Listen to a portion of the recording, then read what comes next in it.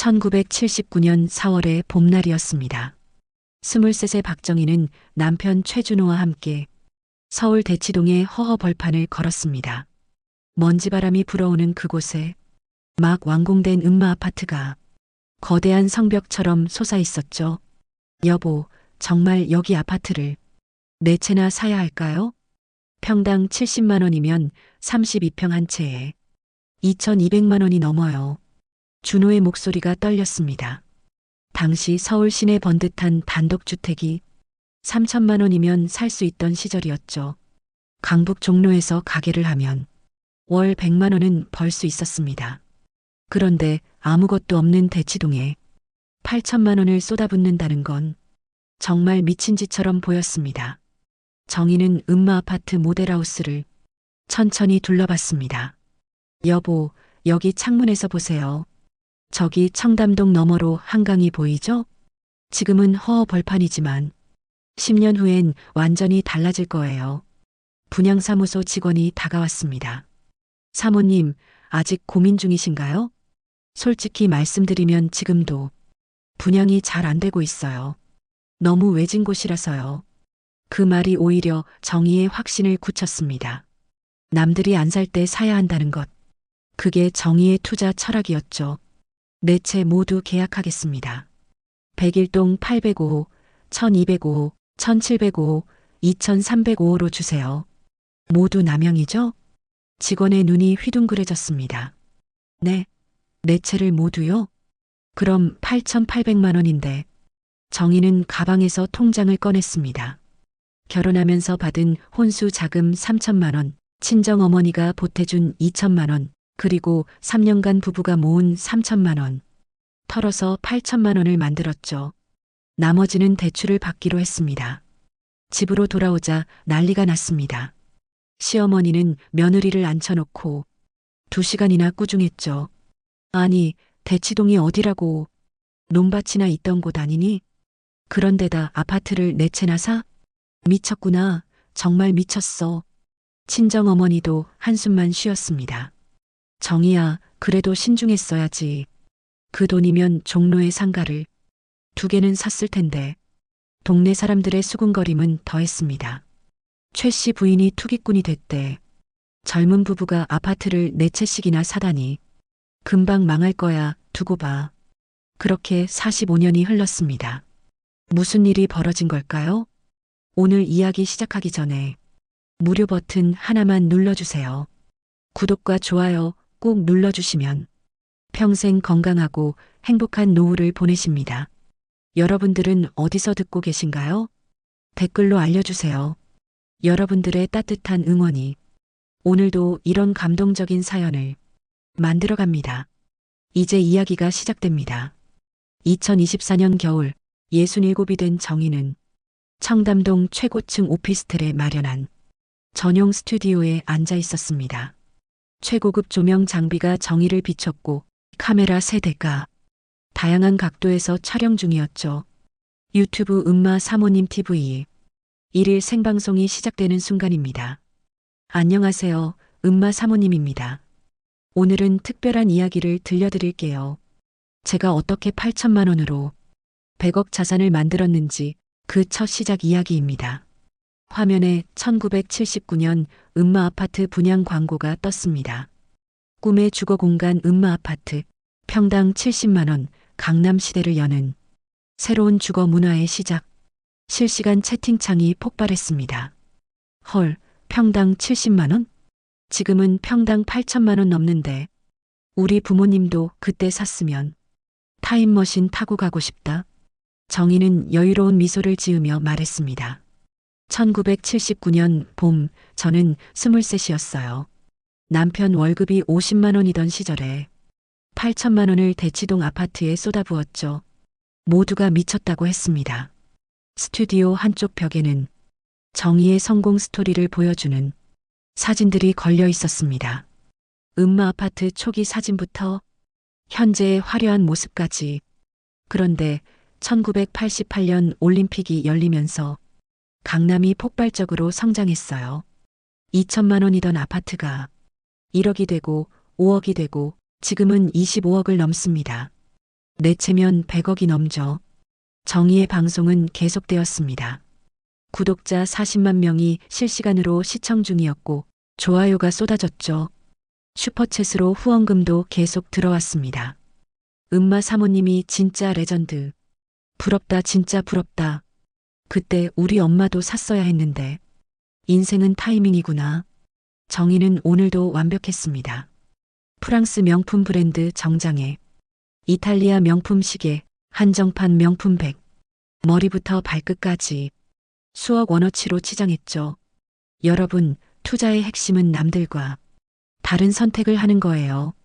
남들이 가지 않는 길을 가야 큰 성공을 거둘 수 있습니다. 방송이 끝나자 매니저가 다가왔습니다. 사모님, 오늘도 대박이에요. 실시간 최고 동접자 5만 명 찍었고요. 광고 문의가 쇄도하고 있습니다. 정의는 미소 지었지만 마음 한구석이 무거웠습니다. 드레스룸으로 들어간 정의는 거울 앞에 섰죠. 이 모든 게 진짜일까? 사람들이 나를 좋아하는 걸까? 아니면 내가 가진 100억을 좋아하는 걸까? 남편 준호는 특급 호텔 전무였습니다. 아들 민수는 미국 명문대에서 경영학 석사 과정을 밟고 있었죠. 겉으로는 모든 게 완벽했습니다. 하지만 정의는 알고 있었습니다. 준호와는 이제 대화가 없었고 민수는 1년에 한 번 얼굴 보기도 힘들었죠. 친구라고 부를 사람들도 정의의 돈과 명예를 보고 다가오는 사람들 뿐이었습니다. 밤이 깊어가는 강남의 불빛들, 정의는 와인 잔을 들고 펜트하우스 테라스에 섰습니다. 저 멀리 음마 아파트가 보였죠. 45년 전 그 선택은 옳았습니다. 하지만 그 선택이 가져온 삶은 과연 옳은 것일까요? 스마트폰이 울렸습니다. 내일 청담 백화점 VIP 라운지에서 프랑스 명품 브랜드 신상품 협찬 생방송 알림이었죠. 정의는 한숨을 쉬었습니다. 내일도 완벽해야 해. 실수는 절대 용납 안 돼. 정의의 불안은 커져만 갔습니다. 100억 자산가, 유명 유튜버, 음마 사모님이라는 타이틀. 이 모든 것이 한순간에 무너질 수 있다는 두려움이 정의를 짓누르고 있었죠. 매일 밤 정의는 악몽을 꿨습니다. 구독자들이 떠나가는 꿈, 음마 아파트가 무너지는 꿈, 모든 것을 잃고 혼자 남는 꿈. 그럴 때마다 식은땀에 젖었겠죠. 내가 가진 게 사라지면 나는 뭐가 되는 거지? 정의는 혼잣말처럼 중얼거렸습니다. 창밖의 야경은 화려했지만 정의의 마음은 어두웠습니다. 성공의 정상에 올랐지만 그곳은 너무나 외롭고 춥습니다. 준호가 집에 들어왔습니다. 오늘도 말없이 서재로 향했죠. 30년 전엔 서로의 눈만 봐도 통했던 사이였는데 이제는 낯선 타인 같았습니다. 정의는 스마트폰을 들여다봤습니다. 오늘 올린 영상 조회수가 벌써 10만을 넘었습니다. 하지만 정의의 표정은 무거웠죠. 내일 실수하면 안 돼. 단 한 번의 실수도. 정의는 내일 있을 생방송을 위해 대본을 다시 점검했습니다. 완벽해야 합니다. 단 하나의 틈도 보여선 안 됩니다. 그것이 음마 사모님으로 사는 대가였으니까요. 다음 날 아침 7시 정의는 청담 백화점으로 향했습니다.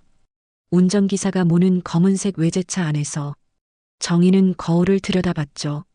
완벽한 메이크업, 흠잡을 데 없는 헤어. 오늘 입은 프랑스 명품 브랜드의 신상 원피스는 협찬받은 것으로 800만 원짜리 제품이었습니다. 사모님 도착했습니다. 백화점 VIP 전용 입구로 들어서자 직원들이 90도로 인사했습니다. 음마 사모님 어서 오세요. 오늘도 아름다우십니다. 10층 VIP 라운지는 이미 생방송 준비로 분주했습니다.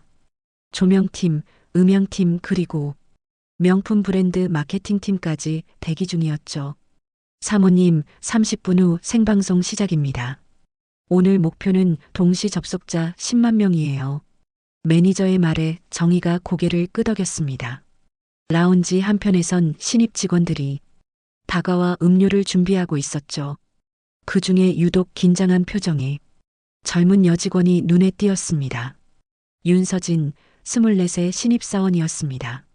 지방 출신으로 어렵게 청담 백화점에 입사한 지 일주일. 오늘이 첫 VIP 행사였죠. 서진아, 떨지 마. 그냥 평소처럼만 하면 돼. 선배 직원이 서진을 다독였지만 서진의 손은 계속 떨렸습니다. 월세 50만 원짜리 고시원에 살면서 하루 세 끼를 편의점 김밥으로 때우는 서진에게 이곳은 다른 세계였죠. 생방송이 시작되었습니다. 안녕하세요. 은마 사모님입니다. 오늘은 청담 백화점 VIP 라운지에서 프랑스 명품 브랜드의 2024 겨울 컬렉션을 독점 공개해드립니다. 정의의 능숙한 진행에 실시간 시청자가 폭발적으로 늘었습니다. 3만, 5만, 7만. 순식간에 8만 명을 돌파했죠. 200은 전 세계 200개만. 한정 제작된 제품인데요. 한국엔 단 10개만 들어왔습니다. 가격은 3,200만 원입니다. 댓글창이 미친 듯이 올라갔습니다. 와 진짜 예쁘다. 은마 사모님 최고. 3천만 원이면 전세금인데. 정희는 100을 이리저리 돌려가며 디테일을 설명했습니다. 카메라 앞에서 정희는 완벽했죠. 45년간 쌓아온 품격과 아우라가 화면을 통해 전달되었습니다. 바로 그때였습니다. 서진이 커피 트레이를 들고 조심스럽게 다가왔죠. 마케팅팀이 요청한 에스프레소를 서빙하려던 참이었습니다. 서진의 손은 심하게 떨렸습니다. 어젯밤 제대로 먹지 못해 속은 비어 있었고 긴장감에 어지러움까지 느꼈죠. 8만 명이 보는 생방송, 3천만 원짜리 명품 백, 그리고 전설의 은마 사모님. 여기 놓으면 됩니까? 서진이 테이블 옆에 커피잔을 놓으려는 순간 갑작스런 어지러움에 중심을 잃었습니다. 손에서 힘이 빠지면서 커피잔이 기울어졌죠. 검은 에스프레소가 정희의 새하얀 원피스 위로 폭포처럼 쏟아져 내렸습니다. 800만 원짜리 명품 원피스가 순식간에 커피로 물들었죠. 시간이 멈춘 것 같았습니다. 생방송 화면엔 정희의 굳은 얼굴이 그대로 비치고 있었죠. 실시간 시청자 8만 명이 이 순간을 목격했습니다. 아, 죄송합니다. 정말 죄송합니다. 서진이 황급히 냅킨을 꺼내 닦으려 했지만 이미 늦었습니다. 커피 얼룩은 점점 번져갔고 정희의 얼굴은 점점 붉어졌죠. 정희의 머릿속이 폭발했습니다. 8만 명이 보는 생방송, 완벽해야 할 은마 사모님의 이미지, 그 모든 것이 순간 무너졌습니다. 지금 뭐 하는 거예요? 정희의 목소리가 떨렸습니다. 분노가 치밀어 올랐죠. 평생 쌓아온 체면과 권위가 고작 커피 한 방울에 무너지다니. 댓글창은 폭발했습니다. 헐 대박 사고. 직원 큰일 났다. 800만 원 날아갔네. 정희는 서진을 노려봤습니다. 서진의 초라한 모습이 눈에 들어왔죠. 낡은 구두, 떨리는 손, 겁에 질린 눈빛. 생방송 중인 거 안 보여요? 눈이 없어요? 손이 없어요? 이게 백화점 직원이에요? 정희의 목소리가 높아졌습니다. 라운지 전체에 울려 퍼졌죠. 서진은 무릎을 꿇었습니다. 정말 죄송합니다, 사모님. 제가 실수를 용서해 주세요. 하지만 정희의 분노는 멈추지 않았습니다. 정희에게 서진은 그저 자신의 완벽한 이미지를 망친 하찮은 존재일 뿐이었죠. 정희는 손에 들고 있던 스마트폰을 움켜쥐었습니다. 200만 원짜리 플래그십 모델. 순간 정희의 이성이 끊어졌습니다. 탁! 정희의 스마트폰이 서진의 왼쪽 뺨을 때렸습니다. 날카로운 소리가 라운지에 울렸고 서진이 옆으로 쓰러졌죠. 순간 라운지가 얼어붙었습니다. 생방송 카메라는 여전히 돌아가고 있었고 8만 명이 실시간으로 목격했습니다. 주변에서 스마트폰들이 일제히 들렸습니다. 백화점 직원들, VIP 고객들 모두가 이 순간을 촬영했죠. 찰칵, 찰칵, 찰칵. 생방송 댓글창은 난리가 났습니다. 미친 진짜 때렸어? 이건 폭행인데? 녹화했다 신고해야지. 갑질의 끝판왕. 서진의 뺨에서 피가 흘렀습니다. 스마트폰 모서리에 맞은 곳이 찢어진 것이었죠. 서진은 뺨을 감싸쥔 채 눈물을 흘렸습니다. 서진아, 괜찮아? 동료들이 달려와 서진을 부축했습니다. 한 직원이 정의를 향해 외쳤죠. 사모님, 이건 너무합니다. 실수는 누구나 할 수 있어요. 정의는 그제야 정신이 들었습니다. 자신이 무엇을 했는지 깨달았죠. 하지만 이미 늦었습니다. 매니저가 황급히 생방송을 종료했지만 모든 것이 기록되었습니다. 8만 명의 실시간 시청자, 수십 개의 현장 영상, 명품 브랜드 마케팅 팀장이 차가운 표정으로 다가왔습니다. 사모님, 저희는 이만 철수하겠습니다. 본사에 보고 후 연락드리겠습니다. 백화점 보안팀장도 나타났습니다. 경찰이 오고 있습니다. 피해자가 고소 의사를 밝혔고요. 정의의 얼굴이 창백해졌습니다. 주변의 시선이 칼처럼 찔러왔죠. 경멸, 분노, 조롱의 눈빛들. 음마 사모님? 음마 폭행범이지. 100억 있으면 사람도 때려. 적의 상류층의 민낯. 정의는 비틀거리며 라운지를 빠져나왔습니다. 엘리베이터 안에서 스마트폰이 쉴 새 없이 울렸죠. 사모님, 실시간 검색어 1위입니다. 음마 사모님 폭행. 매니저의 떨리는 목소리. 정의는 스마트폰을 받습니다. 이미 수십 개의 영상이 SNS를 뒤덮고 있었죠. 음마 사모님 백화점 직원 폭행. 스마트폰으로 사람 때린 유튜버. 갑질의 화신 음마 사모님. 10분 만에 조회수 100만 돌파. 하지만 이번엔 정의가 원했던 그런 조회수가 아니었습니다. 지하 주차장에 도착한 정의는 차에 오르려다 멈췄습니다. 백화점 입구에 기자들이 모여들고 있었죠. 사모님, 한 말씀만요. 폭행 인정하십니까? 피해자에게 사과할 생각은? 정의는 고개를 숙인 채 차에 올랐습니다. 커피 얼룩이 진 800만 원짜리 원피스, 피가 묻은 스마트폰, 무너진 음마 사모님의 위상. 차가 백화점을 빠져나가는 동안 정의는 떨리는 손으로 스마트폰을 들여다봤습니다. 유튜브 실시간 알림이 폭발했죠. 구독 취소가 급증하고 있습니다. 신고가 접수되었습니다. 광고 수익이 중단되었습니다. 정의의 45년 인생에서 가장 큰 균열이 시작된 순간이었습니다. 커피 한 방울이 만든 균열이 이제 정의의 모든 것을 삼키려 하고 있었죠. 다음 날 새벽 5시 정의는 잠에서 깼습니다. 아니, 잠들지 못했다고 해야 맞겠죠. 밤새 스마트폰 알림이 울렸고 정의는 떨리는 손으로 화면을 켰습니다. 포털 사이트 실시간 검색어 1위. 음마 사모님 폭행. 2위는 음마 사모님 갑질. 3위는 스마트폰 사대기. 4위는 백화점 직원 피해자. 5위는 박정희 유튜버. 정의의 이름이 실검을 도배하고 있었습니다. 하지만 이번엔 달랐죠. 성공과 부러움이 아닌 분노와 조롱으로 가득했습니다. 뉴스 속보가 떴습니다. 유명 유튜버 음마 사모님 백화점 직원 폭행 논란. 기사엔 어제 그 순간이 생생히 담겨 있었습니다.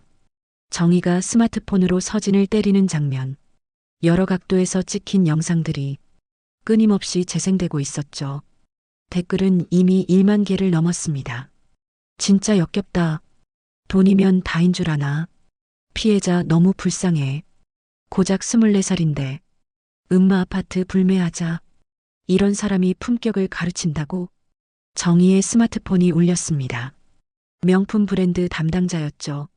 사모님, 죄송합니다만 계약을 해지해야 할 것 같습니다. 본사에서 즉시 중단하라고 했어요. 전화가 끊기자마자 또 울렸습니다. 이번엔 화장품 브랜드였죠.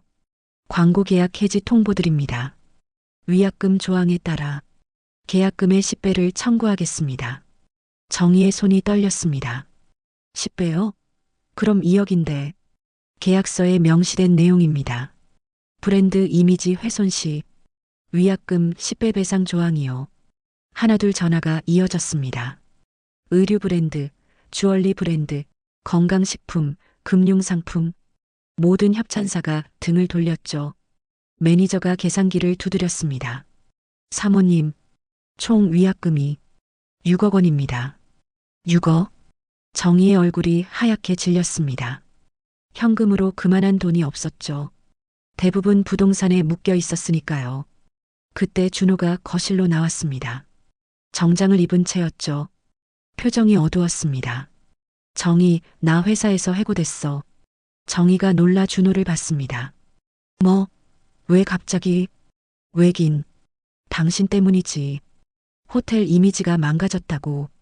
언론에서 난리인데. 전무부인이 폭행범이라고.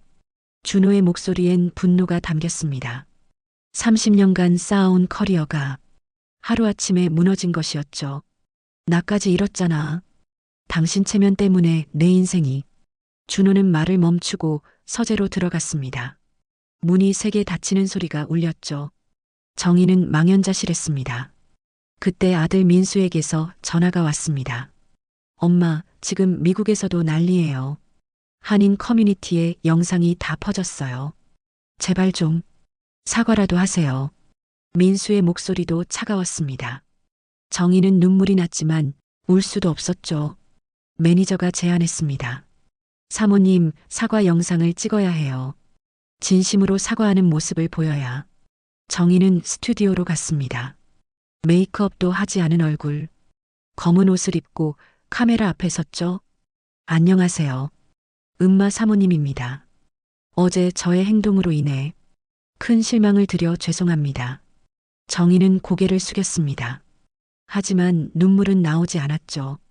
45년간 체면으로 살아온 정희에게 진심 어린 사과는 너무 어려웠습니다. 피해자분께 진심으로 사과드립니다. 제가 순간 실수를.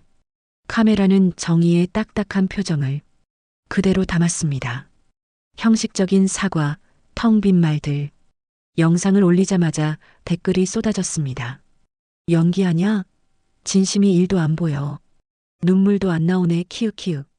사과도 체면 차리면서 하네. 이게 사과? 변명이지. 구독자 수가 실시간으로 떨어졌습니다. 40만에서 35만, 30만, 25만. 하루 만에 절반이 떠났죠. 유튜브에서 통보가 왔습니다. 커뮤니티 가이드라인 위반으로 광고 수익이 중단되었습니다. 월 3천만 원의 수입이 한순간에 0원이 되었습니다. 정희는 집으로 돌아왔습니다. 거실 테이블 위에 서류가 놓여 있었죠. 준호가 남긴 것이었습니다. 이혼 소장. 정희는 서류를 들여다봤습니다. 재산분할 위자료. 30년 결혼 생활의 끝이 종이 몇 장에 정리되어 있었죠. 준호가 짐을 싸며 말했습니다. 당신은 사람을 사랑한 게 아니야. 체면이랑 살았던 거지. 나도 민수도 다 당신 체면을 위한 액세서리였을 뿐이야. 준호가 떠났습니다. 정희는 혼자 남았죠. 100억 자산가 은마 사모님. 그 타이틀만 남았습니다. 저녁 무렵 또 전화가 왔습니다. 이번엔 백화점 측 변호사였죠. 피해자 윤서진 씨가 민형사상 고소를 진행합니다. 상해죄와 손해배상 청구요. 합의 의사가 있으신지요? 정희는 힘없이 대답했습니다. 얼마를 원하는지. 치료비와 정신적 피해 보상으로 1억 원을 요구하고 있습니다. 1억. 위약금 6억에 합의금 1억. 총 7억 원이 필요했습니다. 정희는 스마트폰을 내려놓았습니다. 바로 이 스마트폰. 서진을 때린 이 기계 때문에 모든 게 무너졌죠. 언론은 정희를 스마트폰 사대기라 불렀습니다. 최고급 스마트폰으로 사람을 때린 갑질의 상징이 되었죠. 밤이 깊어갔습니다. 정희는 텅 빈 펜트하우스에 혼자 앉아 스마트폰을 바라봤습니다. 알림이 계속 울렸죠. 악플, 비난, 조롱의 메시지들. 한때 정의를 찬양했던 사람들이 이제는 가장 잔인한 말들을 쏟아냈습니다. 체면만 남은 여자의 최후구나. 정의는 혼잣말로 중얼거렸습니다. 창밖의 야경은 여전히 화려했지만 정의에겐 아무 의미가 없었죠. 다음 날 아침 세무조사 통보서가 도착했습니다. 국세청이 정의의 모든 수익을 조사하겠다는 내용이었죠. 유튜브 수익 탈세 의혹. 명품 구매 경비 처리 조사. 또 다른 폭풍이 시작되고 있었습니다. 스마트폰 하나가 만든 균열이 이제 정희의 인생 전체를 집어삼키려 하고 있었죠. 은행에서도 전화가 왔습니다. 대출금 상환 독촉장입니다. 담보 가치가 하락해서 추가 담보가 필요합니다. 정희는 깨달았습니다.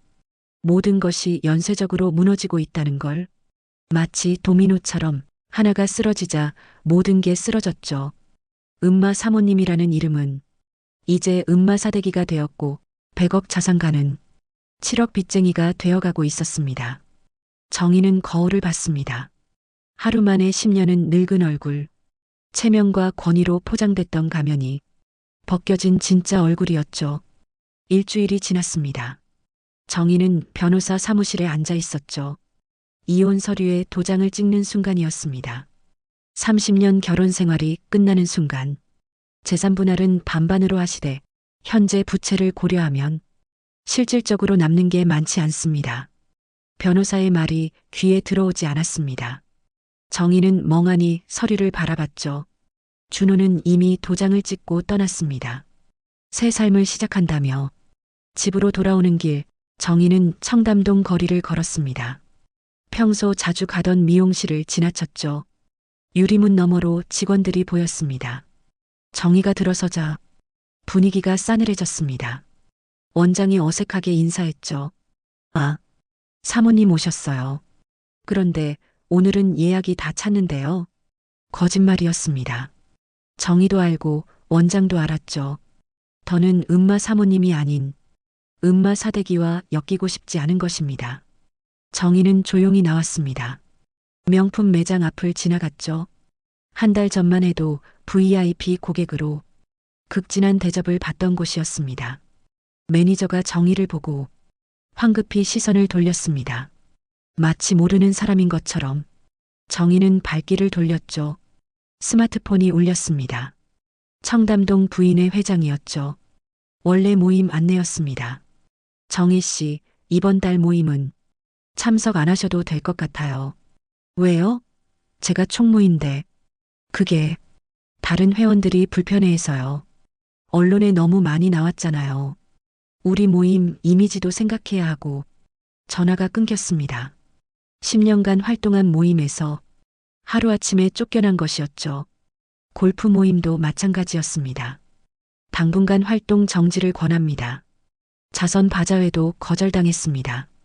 올해는 참여 명단이 다 찼어요. 문화센터 강연도 취소됐습니다. 수강생들이 항의해서요. 정의의 인맥이 하나둘 끊어졌습니다. 체면과 돈으로 쌓은 관계들은 체면이 무너지자 모두 사라졌죠. 동네 마트에 갔습니다. 평소엔 가지 않던 곳이었죠. 백화점 식품관만 이용했으니까요.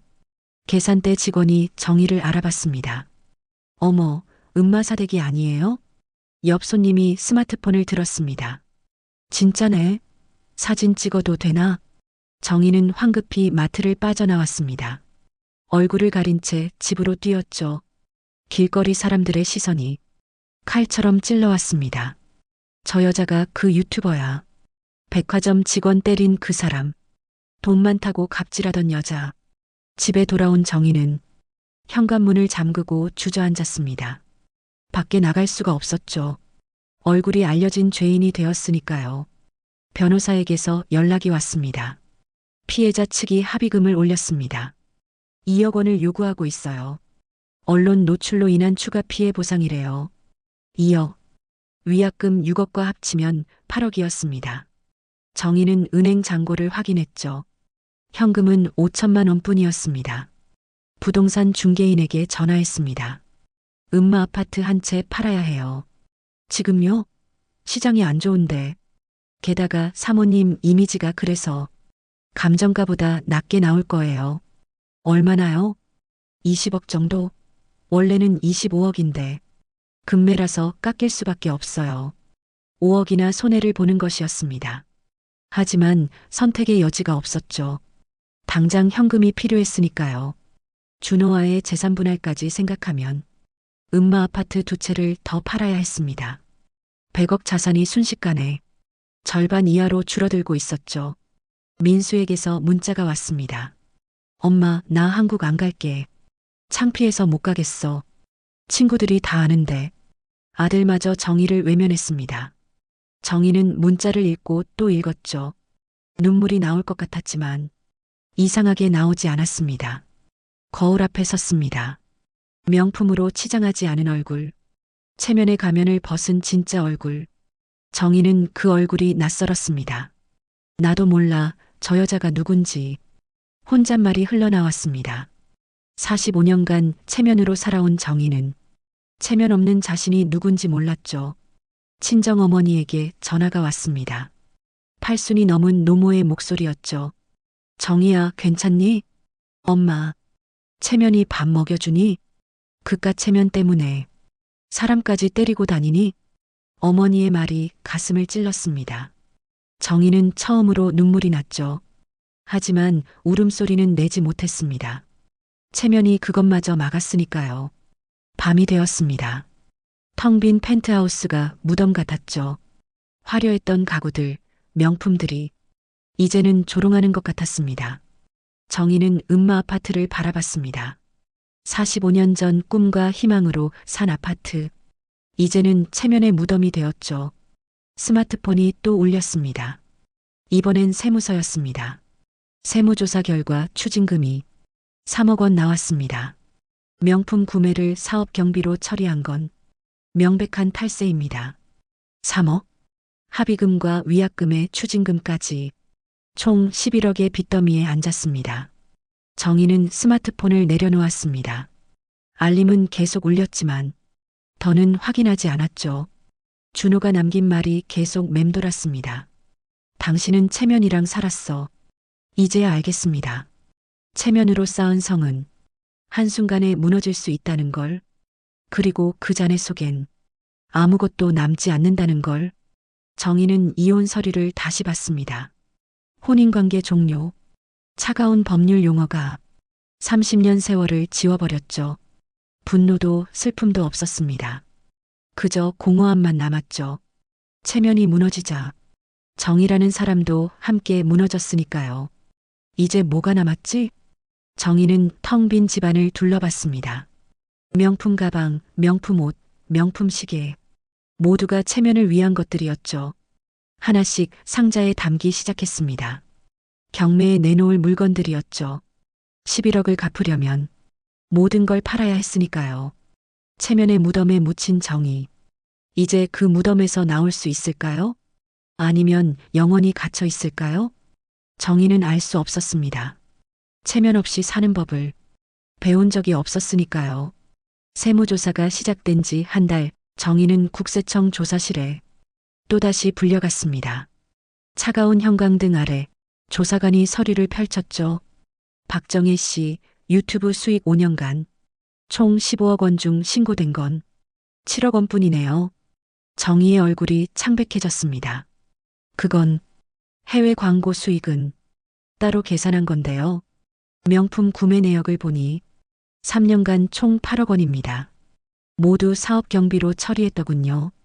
개인 사용 물품을 경비 처리한 건 명백한 탈세입니다. 조사관이 계산기를 두드렸습니다.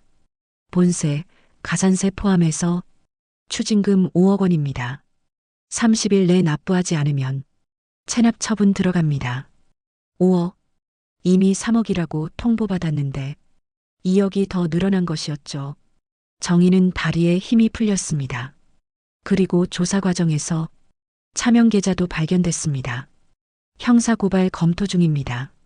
형사고발, 전과자가 될 수도 있다는 말이었죠. 정희는 떨리는 손으로 서류에 서명했습니다. 집으로 돌아오자 은행에서 통지서가 와 있었습니다. 계좌 압류 통보. 세무서가 정희의 모든 계좌를 압류한 것이었죠. 통장 잔고 5천만 원이 한순간에 0원이 되었습니다. 카드 회사에서도 연락이 왔습니다. 한도 초과로 모든 카드가 정지되었습니다. 즉시 상환하지 않으면 신용불량자 등록됩니다. 정희는 부동산 중개인을 불렀습니다. 음마 아파트 급매로 내주세요. 두 채 모두요. 두 채요? 그럼 너무 손해인데. 어쩔 수 없어요. 당장 현금이 필요해요. 일주일 후 음마 아파트 두 채가 팔렸습니다. 채당 18억, 총 36억이었죠. 시세보다 7억이나 싼 가격이었습니다. 하지만 그마저도 온전히 정의 것이 아니었습니다. 준호와의 재산 분할로 18억, 세금 5억, 위약금 6억, 합의금 2억을 빼니 정의 손에 남은 건 5억뿐이었죠. 그런데 또 연락이 왔습니다. 신용카드 빚 2억, 사업 대출 3억. 정의가 잊고 있던 빚들이었죠. 결국 한 푼도 안 남는구나. 정의는 텅 빈 음마 아파트를 둘러봤습니다. 45년간 지켜온 성이 무너졌죠. 이제 남은 건 아파트 한 채뿐이었습니다. 그마저도 오래가지 못했습니다. 법원에서 경매 통지서가 날아왔죠. 음마 아파트 101동 805호. 채권자 신청에 의한 경매 개시. 마지막 남은 아파트마저 경매에 넘어간 것이었습니다. 정의는 주저앉았죠. 이제 정말 끝이구나. 경매는 빠르게 진행되었습니다. 음마 아파트라는 이름값 덕분에 1차 입찰에서 낙찰되었죠. 22억에 팔렸습니다. 경매 대금에서 채무를 제하고 정의 손에 들어온 건 겨우 5천만 원이었습니다. 100억 자산가에서 5천만 원 서민이 된 것이었죠. 정의는 작은 이삿짐 트럭에 남은 짐을 실었습니다. 명품들은 이미 다 팔았고 기본 생활용품만 남았죠. 새로 구한 집은 관악구의 반지하였습니다. 보증금 5천만 원짜리 정의가 가진 전 재산이었죠. 좁고 어두운 계단을 내려갔습니다. 습한 냄새가 코를 찔렀죠. 창문 밖으로는 사람들이 발만 보였습니다. 여기가 이제 내 집. 정의는 곰팡이 핀 벽지를 보며 쓴웃음을 지었습니다. 음마 아파트 펜트하우스에서 반지하까지 천국에서 지옥으로 떨어진 것이었죠. 이삿짐을 정리하다 낡은 앨범을 발견했습니다. 1979년 음마 아파트 입주 사진이었죠. 젊은 정희와 준호, 아기 민수 모두가 행복해 보였습니다. 그때는 정말 행복했는데 정희는 사진을 보며 생각했습니다. 돈이 없어도 행복했던 그때, 체면이 없어도 웃을 수 있었던 그때, 스마트폰이 울렸습니다. 모르는 번호였죠. 받아보니 사채업자였습니다. 박정혜 씨죠? 돈 좀 빌려드릴까 해서요. 급전 필요하시죠? 정희는 전화를 끊었습니다. 이제 사채업자들까지 정의를 노리기 시작한 것이었죠. 밤이 되자 반지하는 더 춥고 어두웠습니다. 보일러를 켜려 했지만 가스비가 걱정되어 참았죠. 이불을 뒤집어 쓰고 웅크렸습니다. 이게 내 인생의 끝인가? 정의는 천장을 보며 생각했습니다. 창문으로 빗물이 스며들었죠. 장마철엔 물난리가 날 것 같았습니다. 옆집에서 텔레비전 소리가 들렸습니다. 뉴스였죠. 유명 유튜버 음마 사모님 파산 신청. 충격적 몰락. 정의의 이름이 또 나왔습니다. 이제는 몰락의 상징이 되었죠. 성공 신화에서 실패 사례로 정의는 귀를 막았습니다. 하지만 소리는 계속 들렸죠. 100억 자산가의 비참한 최후. 체면에 목맨 여자의 말로 스마트폰을 들여다봤습니다. 유튜브 채널은 이미 폐쇄되었고 SNS 계정도 모두 삭제했죠. 음마 사모님은 완전히 사라졌습니다. 남은 건 박정희라는 이름뿐. 67살 무일푼의 노인. 반지하에 사는 독거 여성. 그것이 정의의 새로운 신분이었죠. 정의는 스마트폰을 내려놓았습니다. 화면엔 금이 가 있었죠. 서진을 때린 그날 생긴 금. 정의의 인생에 생긴 금처럼. 이제 뭘 해야 하지? 정의는 자신에게 물었습니다. 하지만 답은 없었죠. 67년 인생에서 처음으로 바닥을 경험한 정의는 어디서부터 다시 시작해야 할지 알 수 없었습니다. 창밖으로 발소리가 들렸습니다. 세상 사람들은 여전히 바쁘게 살아가고 있었죠. 하지만 정의는 멈춰 있었습니다. 반지하의 첫날 밤, 정의는 잠들지 못했습니다. 천장에서 떨어지는 물방울 소리가 시계 초침처럼 들렸죠. 똑똑똑. 정의의 남은 시간을 세는 것처럼 새벽이 되자 정희는 깨달았습니다. 이제 정말 밑바닥이라는 걸, 더 떨어질 곳도 없다는 걸, 여기가 끝이야. 정희는 중얼거렸습니다. 하지만 이상하게도 마음 한구석이 가벼워졌죠. 더 잃을 것도 없으니까요. 체면도, 돈도, 명예도 모든 걸 잃은 정희. 이제 무엇이 남았을까요? 정희는 자신의 손을 봤습니다. 주름지고 거친 손. 하지만 여전히 움직이는 손. 이 손으로 뭔가 할 수 있을까요? 나한테 남은 건 이 스마트폰뿐이네. 정희는 쓴웃음을 지었습니다. 사람을 때린 스마트폰. 인생을 망친 스마트폰. 하지만 유일하게 남은 것도 바로 이 스마트폰이었죠. 반지하 생활 2달째. 정희는 통장 잔고를 확인했습니다. 37만 원. 이대로면 다음 달 생활비도 없었죠. 일을 해야 해. 67세의 나이에 일자리를 찾는 건 쉽지 않았습니다. 인터넷으로 구인 광고를 봤지만 대부분 나이 제한이 있었죠. 동네 식당을 찾아갔습니다. 혹시 주방 보조나 설거지. 주인이 정희를 위아래로 훑어봤습니다. 아줌마, 일해본 적 있어요? 힘든데 할 수 있겠어요?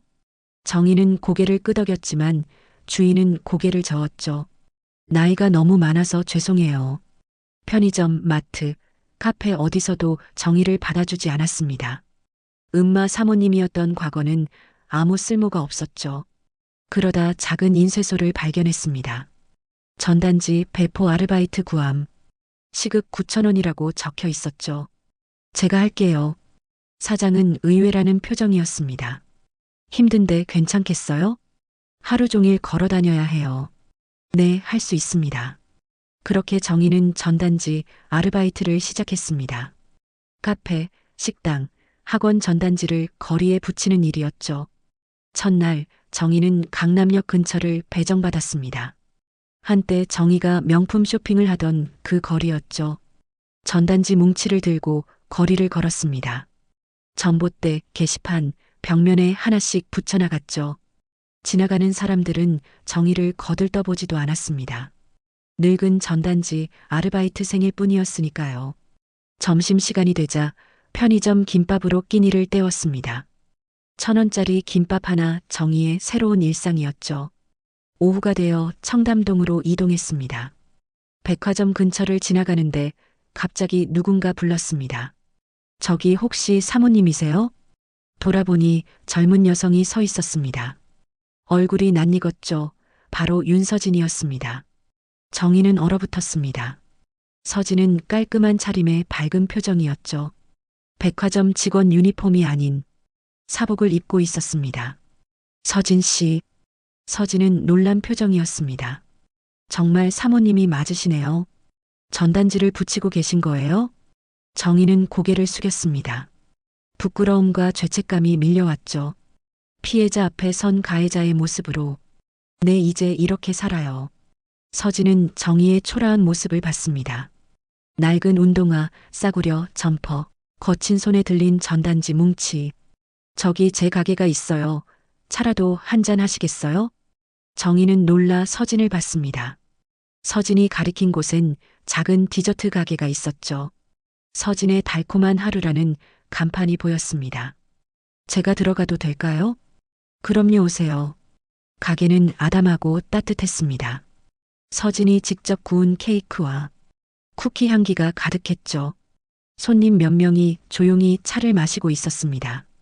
서진이 커피를 내왔습니다. 앉으세요. 힘드셨죠? 정희는 조심스럽게 앉았습니다. 따뜻한 커피잔을 잡으니 손이 떨렸죠. 서진 씨, 정말 미안해요. 정희의 눈에서 눈물이 흘렀습니다. 처음으로 진심이 담긴 눈물이었죠. 그날 제가 사람이 아니었어요. 체면에 눈이 멀어서 서진 씨를 사람으로 보지 못했어요. 서진은 조용히 들었습니다. 잠시 침묵이 흐른 뒤 말했죠. 사모님, 그날 이후로 저도 많이 변했어요. 처음엔 너무 억울하고 화가 났죠. 트라우마로 한동안 일도 못했어요.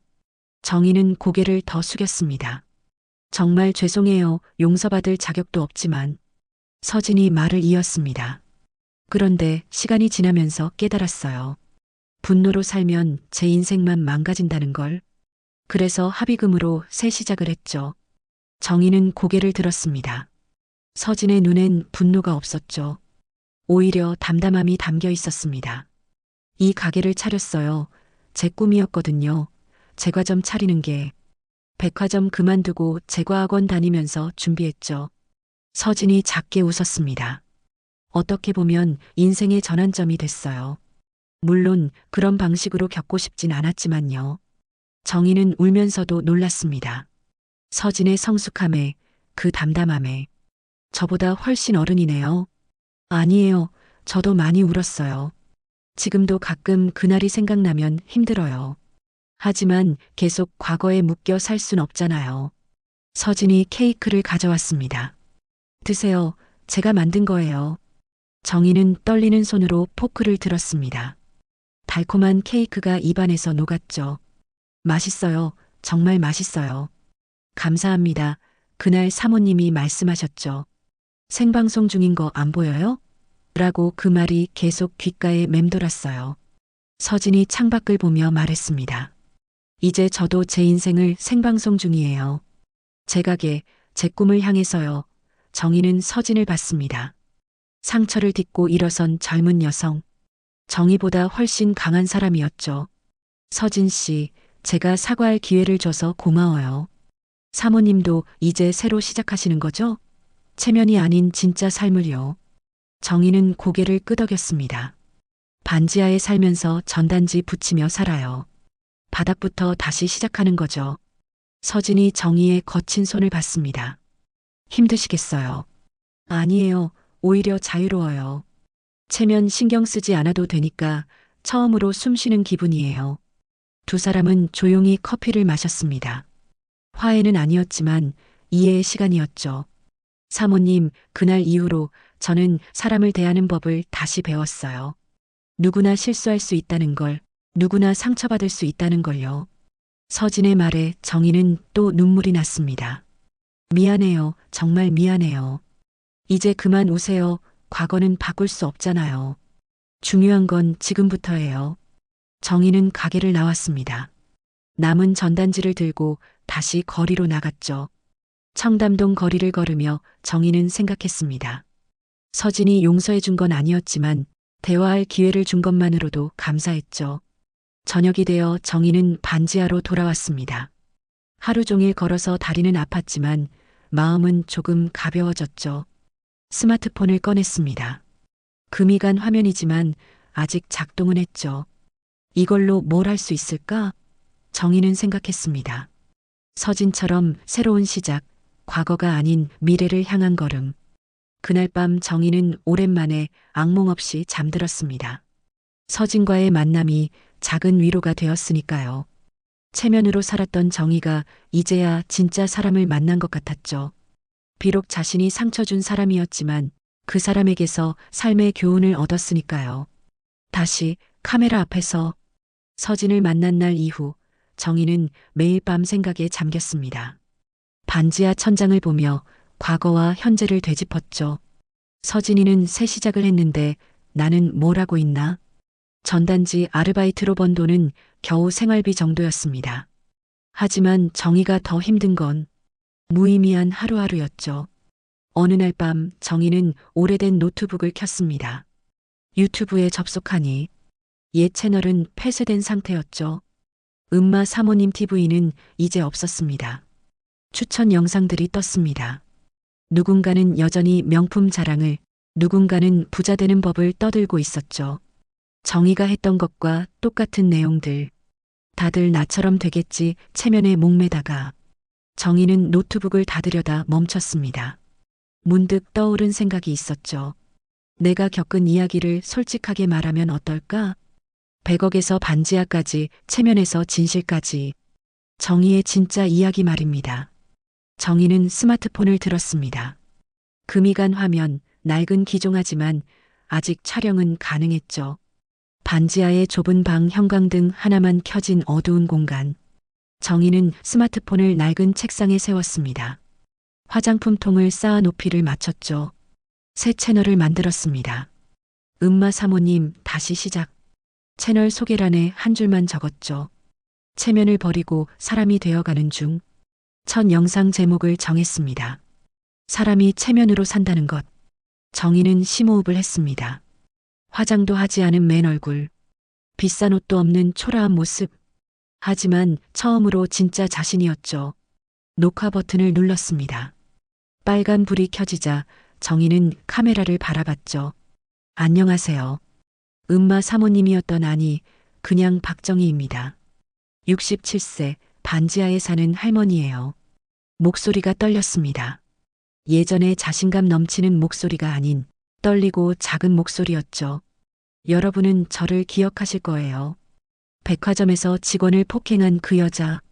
100억 자산가에서 하루아침에 폭행범이 된 그 사람. 정희는 잠시 말을 멈췄습니다. 숨을 고르고 다시 말했죠. 8천만 원으로 산 음마 아파트 내 채 그걸 지키려다 사람 넷을 잃었어요. 남편, 아들, 친구, 그리고 나 자신. 정희의 눈에서 눈물이 흘렀습니다. 이번엔 진짜 눈물이었죠. 연기도 가식도 아닌 45년간 체면으로 살았어요.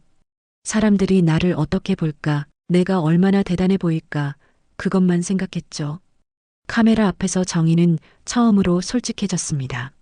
숨기고 싶었던 치부들, 부끄러웠던 순간들을 말했죠. 그날 백화점에서 서진 씨를 때렸을 때 저는 사람이 아니었어요. 체면이라는 괴물이었죠. 800만 원짜리 옷이 더러워진 게 아니라 제 이미지가 더러워진다고 생각했어요. 정희는 계속 말했습니다. 눈물과 콧물이 흘렀지만 닦지 않았죠. 돈이 많으면 행복할 줄 알았어요. 명품을 걸치면 품격이 생길 줄 알았어요. 하지만 다 거짓이었죠. 제 안은 텅 비어 있었어요. 20분간 이어진 독백 편집도 없는 날것의 영상이었죠. 정희는 마지막으로 말했습니다. 이제 저는 아무것도 없어요. 반지하에서 전단지 붙이며 살아요. 하루 벌어 하루 먹고 살죠. 하지만 이상하게도 자유로워요. 정희는 카메라를 바라봤습니다. 체면에 목매는 분들께 말하고 싶어요. 체면은 거품이에요. 언젠간 터지고 그 안엔 아무것도 없어요. 저처럼 되기 전에 깨달으세요. 녹화를 마친 정희는 영상을 그대로 올렸습니다. 편집도 자막도 효과도 없이 있는 그대로의 모습을. 새벽 2시에 올린 영상 조회수는 더디게 올라갔습니다. 10회, 50회, 100회. 아침이 되자 조회수는 겨우 1200회였습니다. 예전 같으면 실패작이었겠죠. 하지만 댓글이 달리기 시작했습니다. 이제야 진짜 사람 같아요. 저도 체면에 목매다 가족을 잃었어요. 공감됩니다. 늦었지만 진심이 느껴져요. 할머니, 힘내세요. 다시 시작하는 거예요. 정희는 댓글을 읽으며 또 울었습니다. 처음으로 진심으로 소통한 기분이었죠. 40만 구독자는 없었지만 2200명은 달랐습니다. 정희의 진짜 이야기를 들어준 사람들이었으니까요.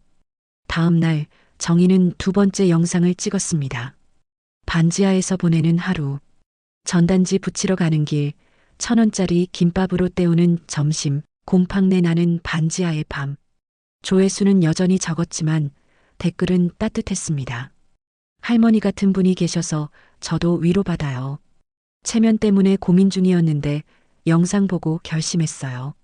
진짜 품격은 이런 거네요. 정희는 매일 영상을 올렸습니다. 화려했던 과거와 초라한 현재, 그 간극에서 찾은 깨달음들. 일주일 후 특별한 댓글이 달렸습니다. 당신, 이제 진짜 예쁘다.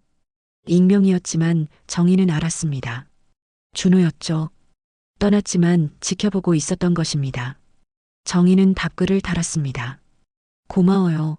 이제야 알았어요. 구독자는 천천히 늘었습니다. 100명, 500명, 1000명. 하지만 정희는 숫자에 연연하지 않았죠. 중요한 건 진심이었습니다. 체면이 아닌 진심으로 소통하는 것. 그것이 정희가 찾은 답이었죠. 어느 날 영상을 찍던 중 정희는 말했습니다. 저는 이제 체면 대신 마음으로 구독받고 싶어요. 숫자는 적어도 괜찮아요. 진짜 제 이야기를 들어주는 분들이 계시니까요. 카메라 렌즈를 바라보는 정희. 주름진 얼굴이지만 처음으로 편안해 보였습니다. 금이 간 스마트폰과 낡은 운동화 한 켤레. 반지하의 어둠 속에서도 정희는 빛을 찾았습니다. 체면을 버리고 얻은 자유. 그것이 정희의 새로운 시작이었죠. 정희의 채널 구독자는 5,000명을 넘었습니다.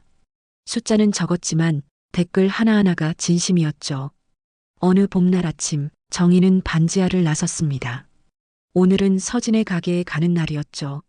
한 달에 한 번 서진과 정희는 커피를 마시며 이야기를 나눴습니다.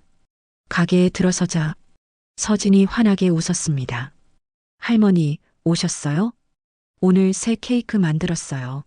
정희는 서진을 보며 미소 지었습니다. 서진 씨, 이제 할머니라고 부르니까 오히려 편하네요. 두 사람은 창가에 앉았습니다. 서진이 따뜻한 커피와 딸기 케이크를 내왔죠. 할머니, 요즘 영상 잘 보고 있어요. 정말 많이 변하셨더라고요. 정희는 고개를 끄덕였습니다. 서진 씨 덕분이에요. 당신이 보여준 용기가 제게 큰 힘이 됐어요. 서진이 잠시 망설이다 말했습니다. 할머니, 제안이 하나 있어요. 저희 가게에서 같이 일하실래요? 주방 보조 겸 홀 관리인데 할머니의 이야기를 들으려고 찾아오는 손님들도 있거든요. 정희는 놀라 서진을 봤습니다. 내가 여기서 일해도 될까요? 당신한테 상처를 준 사람인데. 서진이 정희의 손을 잡았습니다. 할머니, 이제 그 이야기 그만해요. 우리 앞으로만 봐요. 과거는 이미 지나갔잖아요. 정희의 눈에 눈물이 고였습니다. 하지만 이번엔 슬픔이 아닌 감사의 눈물이었죠. 고마워요, 서진 씨. 정말 고마워요. 그날부터 정희는 서진의 가게에서 일하기 시작했습니다. 아침에 출근해서 재료를 손질하고 손님을 맞이하고 설거지를 했죠. 힘든 일이었지만 정희는 행복했습니다. 누군가에게 필요한 사람이 된 기분, 진심으로 일하는 기쁨이 있었으니까요. 손님들 중엔 정희의 영상을 보고 찾아오는 사람들도 있었습니다. 할머니, 영상 보고 큰 힘 얻었어요. 저도 체면 때문에 힘들었거든요. 할머니 덕분에 제 인생을 되돌아봤어요. 정희는 그들과 진심으로 이야기를 나눴습니다. 조언도 충고도 아닌 그저 공감과 위로였죠. 어느 날 저녁 가게 문이 열리며 낯익은 사람이 들어왔습니다. 준호였습니다. 정희는 놀라 일어섰죠. 여보. 준호는 어색하게 미소 지었습니다. 영상 보고 찾아왔어. 한번 만나고 싶었어. 두 사람은 조용히 앉았습니다. 서진이 배려해서 커피 2잔을 놓고 물러났죠. 잘 지내? 준호가 먼저 물었습니다. 응, 이제 괜찮아. 여보는? 나도. 이제 좀 괜찮아. 작은 컨설팅 회사에 들어갔어. 예전보단 소박하지만 나쁘지 않아. 둘 사이에 침묵이 흘렀습니다. 30년을 함께한 세월이 무겁게 느껴졌죠. 미안해. 정희가 먼저 말했습니다. 당신한테도 민수한테도 진짜 사람으로 대하지 못했어. 체면과 돈만 중요하게 여겼지. 준호가 정희의 손을 잡았습니다. 나도 미안해. 당신만 탓하고 같이 해결하려 하지 않았어. 두 사람은 서로를 바라봤습니다. 이혼했지만 증오는 없었습니다. 오히려 오랜 친구 같은 편안함이 느껴졌죠. 민수 소식 들었어? 준호가 물었습니다. 아니, 아직. 얘가 다음 달에 한국 온대 엄마를 만나고 싶다고 하더라. 정희는 눈물을 참았습니다. 정말? 응. 영상 다 봤대. 진짜 엄마를 만나고 싶다고. 준호는 일어서며 말했습니다. 정희야, 이제 진짜 당신답게 살아. 체면 말고 진심으로. 고마워, 여보. 아니, 준호 씨. 준호가 나가고 정희는 창밖을 바라봤습니다. 봄꽃이 피어나는 거리가 아름다웠죠. 그날 밤 정희는 영상을 하나 더 찍었습니다. 안녕하세요, 박정희입니다. 오늘은 제 인생에서 가장 행복한 날이에요. 정희는 카메라를 향해 말했습니다. 저는 이제 압니다. 행복은 돈이나 명예가 아니라 진심에서 온다는 걸요. 체면을 버리고 나서야 진짜 사람들을 만났어요. 정희의 얼굴에 주름이 가득했지만 그 어느 때보다 밝았습니다. 반지하는 춥고 어둡지만 제 마음은 따뜻합니다. 전단지 붙이고 설거지하지만 제 삶은 의미 있습니다. 정희는 잠시 말을 멈췄습니다. 그리고 다시 말했죠. 100억을 가졌을 땐 모든 게 두려웠어요. 잃을까봐, 망신당할까봐, 체면이 깎일까봐. 하지만 이제 아무것도 없으니 두려울 것도 없어요. 카메라 앞에 정희는 자유로웠습니다. 체면에 목매는 분들께 말하고 싶어요. 체면을 버리면 진짜 당신을 만날 수 있어요. 늦었다고 생각 말고 지금 시작하세요. 영상을 마치고 정희는 반지하의 작은 창문을 열었습니다. 봄바람이 들어왔죠. 스마트폰이 울렸습니다. 아들 민수였습니다. 엄마, 영상 봤어요. 다음 달에 갈게요. 사랑해요, 엄마. 정희는 문자를 읽고 또 읽었습니다. 눈물이 흘렀지만 이번엔 행복의 눈물이었죠. 45년 전 음마 아파트를 선택했을 때 정희는 행복할 줄 알았습니다. 하지만 진짜 행복은 모든 걸 잃고 나서야 찾았죠. 반지하의 봄날, 정희는 작은 창문으로 하늘을 올려다봤습니다. 좁은 하늘이었지만 그 어느 때보다 넓어 보였습니다. 이제 시작이야.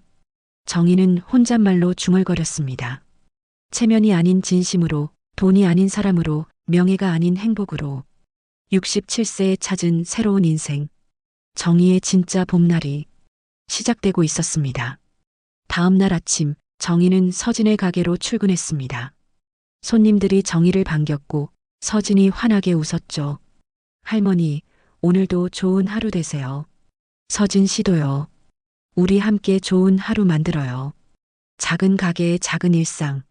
하지만 정희에겐 그 어떤 것보다 소중했습니다. 봄날의 햇살이 가게 안을 가득 채웠습니다. 정희는 앞치마를 두르며 미소 지었죠. 음마 사모님은 사라졌지만 박정희는 살아있었습니다. 진짜 사람으로 진짜 삶을 살아가는 박정희로. 그렇게 정희의 봄날은 조용히 시작되었습니다. 오늘 이야기는 100억 원의 자산을 가졌지만 진짜 행복은 없었던 한 여인의 이야기였습니다. 박정희의 삶. 하지만 그 속에 담긴 건 단순한 몰락과 재기의 이야기가 아니었습니다. 체면은 거품이고 진심만이 진짜라는 것, 돈으로 쌓은 관계는 언젠가 무너지지만 마음으로 쌓은 관계는 영원히 남는다는 것, 그리고 가장 큰 자유는 체면을 내려놓는 데서 시작된다는 진실이었습니다. 결국 정희는 깨달았습니다. 진짜 품격은 명품이 아니라 진심에서 나온다는 것을, 진짜 성공은 숫자가 아니라 의미 있는 하루에 있다는 것을, 그리고 서진은 증명했습니다. 용서는 복수보다 강하고 상처를 딛고 일어서는 힘이 누구에게나 있다는 것을 저는 이 이야기를 통해 전하고 싶었습니다. 세상에는 눈에 보이는 것보다 마음으로 느끼는 것이 더 중요하다는 것을, 체면은 일시적으로 모든 것을 가진 것처럼 보이게 하지만 결국엔 모든 것을 앗아간다는 것을, 하지만 진심은 비록 늦더라도 반드시 그 빛을 발한다는 것을, 누구나 인생을 살아가며 체면에 목매고 남의 시선에 갇혀 진짜 자신을 잃어버립니다. 가장 가까운 사람들과도 진심으로 소통하지 못하고 허울 좋은 관계만 쌓아갑니다. 하지만 그 허울이 벗겨졌을 때 비로소 진짜 당신을 만나게 됩니다. 체면이 아닌 진심으로, 명품이 아닌 마음으로 살아가는 당신을, 당신의 상처가 당장은 아물지 않을지라도 진심은 반드시 전해집니다. 당신이 내려놓은 체면이 누군가에겐 큰 용기가 됩니다. 당신의 솔직함이 누군가에겐 큰 위로가 됩니다. 진심은 체면을 이깁니다. 사람은 돈을 이깁니다. 의미는 숫자를 이깁니다. 그것이 오늘 이야기가 전하는 메시지입니다. 여러분의 이야기도 들려주세요. 지금 체면 때문에 힘든 시간을 보내고 계신다면, 혹은 물질적 성공에도 불구하고 공허함을 느끼고 계신다면 댓글에 남겨주세요. 서로 위로하며 함께 일어섭니다. 이 영상이 작은 위로, 한 줄기 희망이 되었다면 무료 버튼인 구독과 좋아요 부탁드립니다. 주변의 소중한 분들에게 공유도 해주세요. 여러분의 따뜻한 댓글 한마디가 누군가에겐 오늘을 버티게 하는 큰 힘이 됩니다. 여러분의 인생에도 정의처럼 진심이 빛을 발하고 서진처럼 용서의 힘을 발견하는 아름다운 순간이 찾아오길 진심으로 기원합니다. 당신의 진심은 반드시 누군가를 움직입니다. 당신의 용기는 결코 헛되지 않습니다. 늦었다고 생각하지 마세요. 지금이 바로 시작입니다. 황제 사연이었습니다.